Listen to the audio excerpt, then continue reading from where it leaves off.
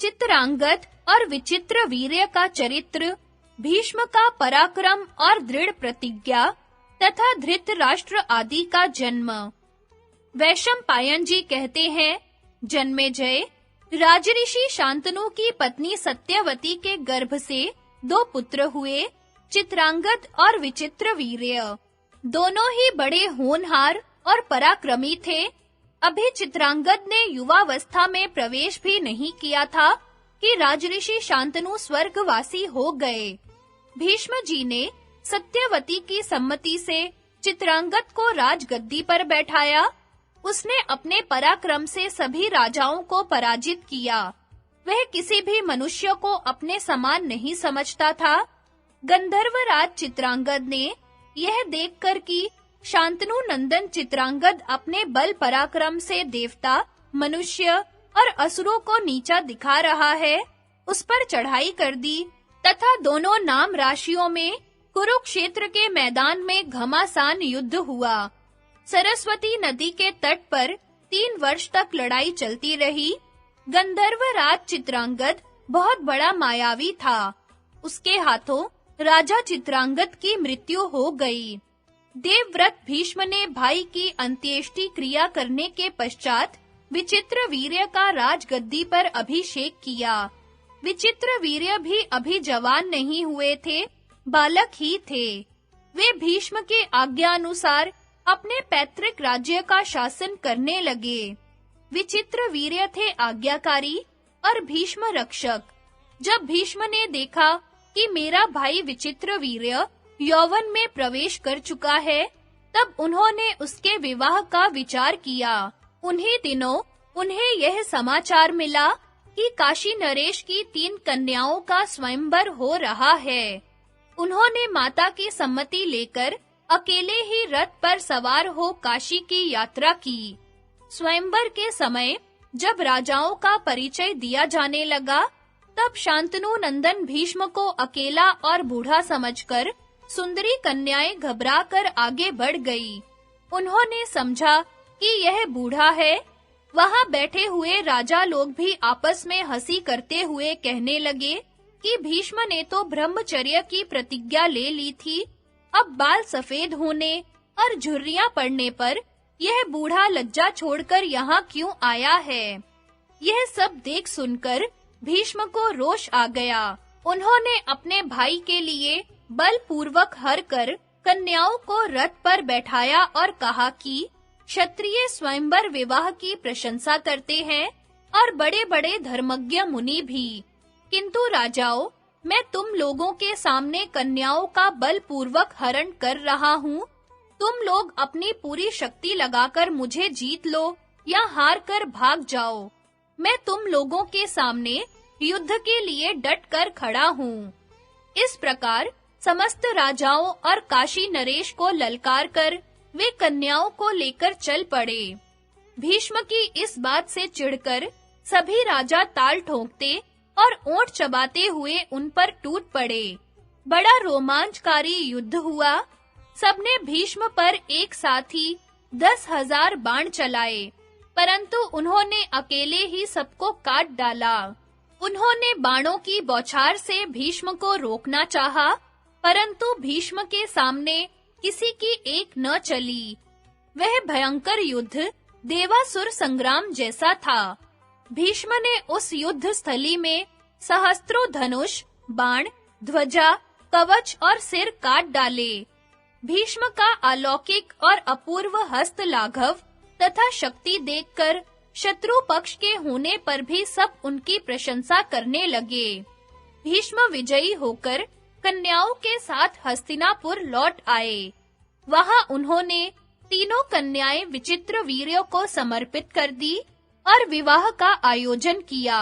तब काशी नरेश की बड़ी कन्या अंबा ने भीष्म से कहा, भीष्म, मैं पहले मन ही मन राजा शाल्व को पति मान चुकी हूँ। इसमें मेरे पिता की भी सम्मति थी। मैं स्वयंवर में भी उन्हें ही चुनती। आप तो बड़े धर्मज्ञ हैं। मेरी यह बात जानकर आप धर्मानुसार आचरण करें। भीष्म ने ब्राह्मणों के साथ विचार करके अंबा को उसके इच्छा अनुसार जाने की अनुमति दे दी और शेष 2 कन्याएं अंबिका और अंबालिका को विचित्रवीर्य के साथ ब्याह दिया। विवाह के बाद विचित्रवीर्य यौवन के उन्माद में उन्मत्त होकर कामासक्त हो गया। उसकी दोनों पत्नियां भी प्रेम से सेवा करने लगीं। 7 वर्ष तक विषय सेवन करते रहने के कारण भरी जवानी में विचित्रवीर्य को क्षय हो गया और बहुत चिकित्सा करने पर भी वह चल बसा।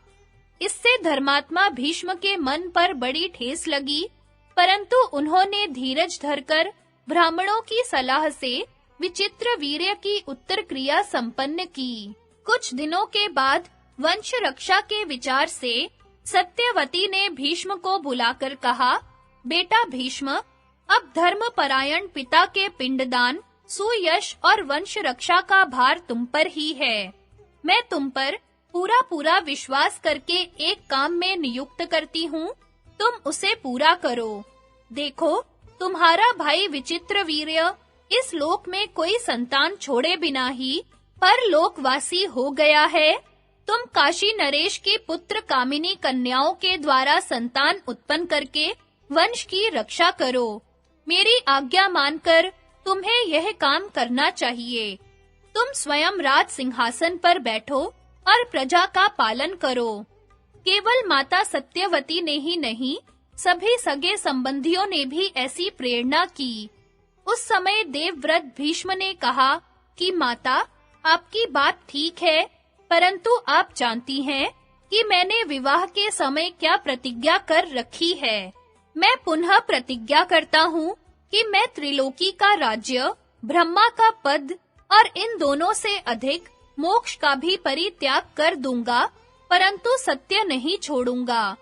भूमि गंध छोड़ दे, जल सरसता छोड़ दे, तेज रूप छोड़ दे, वायु स्पर्श छोड़ दे, सूर्य प्रकाश छोड़ दे, अग्नि उष्णता छोड़ दे, आकाश शब्द छोड़ दे, चंद्रमा शीतलता छोड़ दे और इंद्र भी अपना बल विक्रम त्याग दे, और तो क्या, स्वयं धर्मराज भले ही अपना धर्म छोड़ दे, परंतु मैं अपनी सत्य प्रतिज्ञा छोड़ने का संकल्प भी नहीं कर सकता।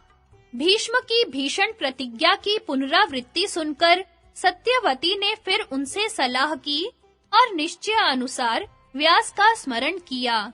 व्यास ने उपस्थित होकर कहा, माता, मैं आपकी क्या सेवा करूं?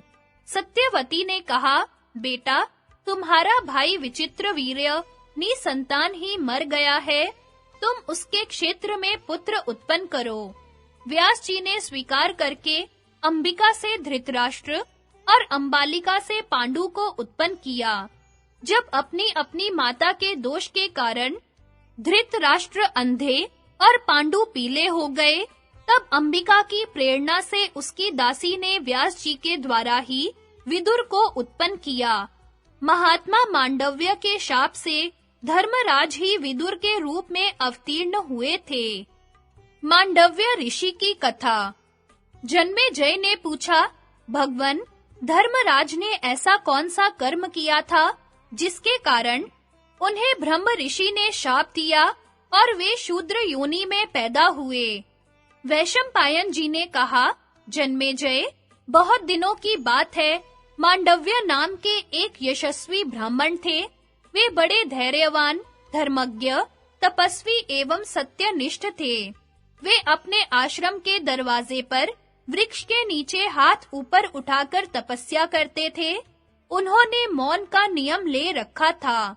बहुत दिनों के बाद एक दिन कुछ लुटेरे लूट का माल लेकर वहां आए।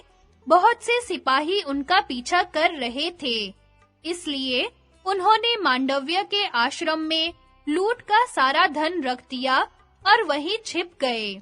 सिपाहियों ने आकर मांडव्य से पूछा कि लुटेरे किधर से भागे, शीघ्र बतलाइए, हम उनका पीछा करें। मांडव्य ने उनका कुछ भी उत्तर नहीं दिया। राजकर्मचारियों ने उनके आश्रम की तलाशी ली, उसमें धन और चोर दोनों मिल गए। सिपाहियों ने मांडव्य मुनि और लुटेरों को पकड़कर राजा के सामने उपस्थित किया।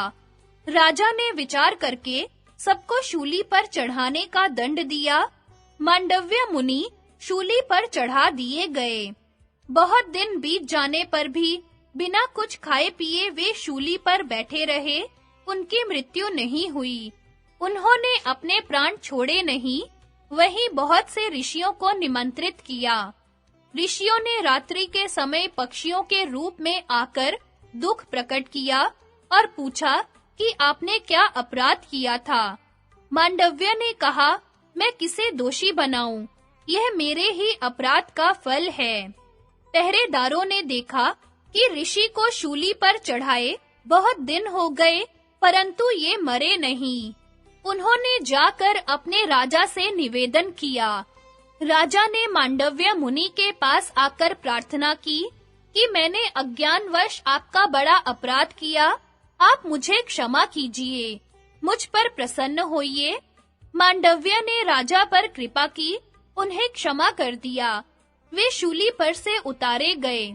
जब बहुत उपाय करने पर भी शूल उनके शरीर से नहीं निकल सका, तब वह काट दिया गया।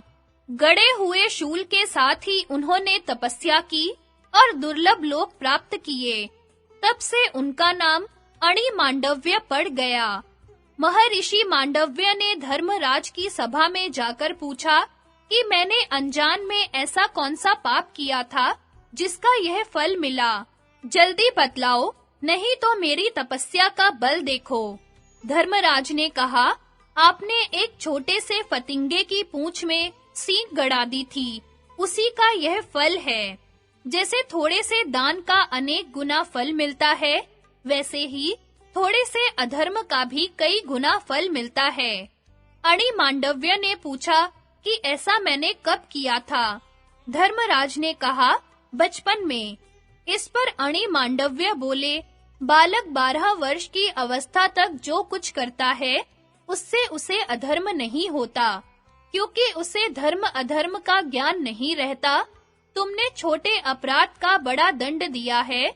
तुम्हें मालूम होना चाहिए कि समस्त प्राणियों के वध की अपेक्षा ब्राह्मण का वध बड़ा है। इसलिए तुम्हें शूद्र योनि में जन्म लेकर मनुष्य बनना पड़ेगा। आज मैं संसार में कर्म फल की मर्यादा स्थापित करता हूँ। 14 वर्ष की अवस्था तक किए कर्मों का पाप नहीं लगेगा।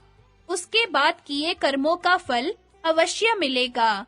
इसी अपराध के कारण मांडव्य ने शाप दिया और धर्मराज शूद्र योनि में विदुर के रूप में उत्पन्न हुए। वे धर्मशास्त्र और अर्थशास्त्र में बड़े निपुण थे। क्रोध और लोभ तो उन्हें छू तक नहीं गया था। वे बड़े दूरदर्शी, शांति के पक्षपाती और समस्त कुरु वंश के हितैषी थे।